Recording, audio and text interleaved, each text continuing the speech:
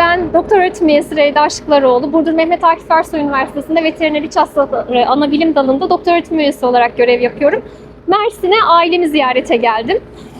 Buradaki konvoyda bulunma sebebim 7 Ekim Aksa tufanı ile başlamadığını biliyoruz zulmün. Fakat bu bir kıvılcım oldu.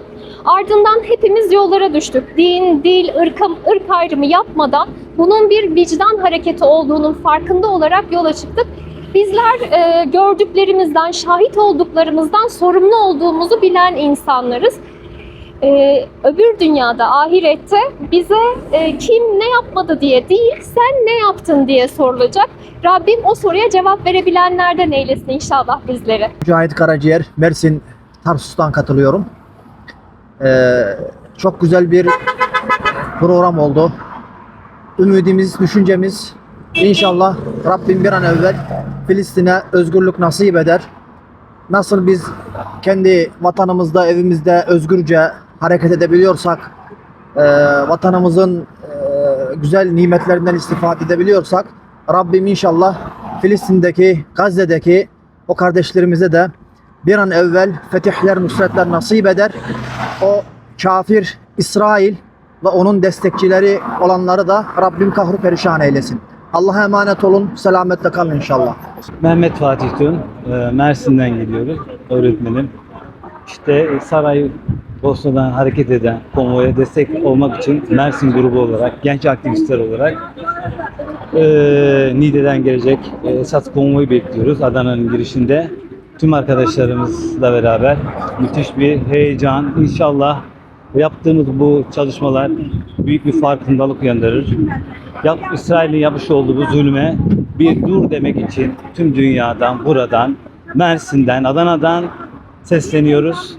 Tüm bu konuda zulmün karşısında olan dini, kültürü, kimliği her ne olursa olsun tüm herkese sesleniyoruz. Desteklerini bekliyoruz. İsmim Azat Öncül. Neden buradasınız? İnsanlık görevimi yerine getiriyorum. Yapmam gereken en küçük basit şeyi yapıyorum işte. Maalesef elimden gelen bu. Allah nasip ederse daha fazlası. İnşallah. Teşekkür ederim. Adım Mustafa Uzeyfe, soyadım Doğan. Ben niçin buradayım? Çünkü bu Palestin konvoy bir adım attı. Biz gidemiyoruz ama onlara destek oluyoruz. Dualarımız onlarla. Onların arkasındayız yani.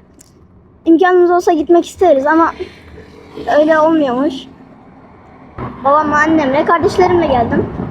Çünkü işgalci İsrail orayı işgal ediyor. Ben Harun Acar, Mersin'de öğretmenim. Biz vallahi şu an cismen buradayız ama kalbimizle, ruhumuzla Gazze'de, Gazze'deki Müslüman kardeşlerimizle beraber. İnşallah bir gün gelecek, bir gün kalacak. Zalim olan bütün ülkeler, bütün devletler bir gün gelecek, bir gün kalacak, yerin dibine girecekler. Ama biz bugün safımızın nerede olduğunu göstermek amacıyla konvoyumuzdayız. Rabbim inşallah bir gün İslam ordularıyla Gazze'ye gitmeye, konvoyu karşılamaya değil de Gazze'deki kardeşlerimizle kucaklaşmaya gitmeyi bizlere nasip eder.